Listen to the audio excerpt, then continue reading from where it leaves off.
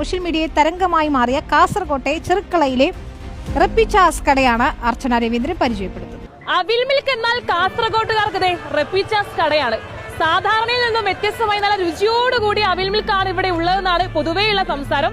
എന്നാൽ പിന്നെ നമുക്കും ഈ ഒരു അവിൽ മിൽക്കിന്റെ ടേസ്റ്റ് ഒന്ന് അറിയേണ്ടതുണ്ട്.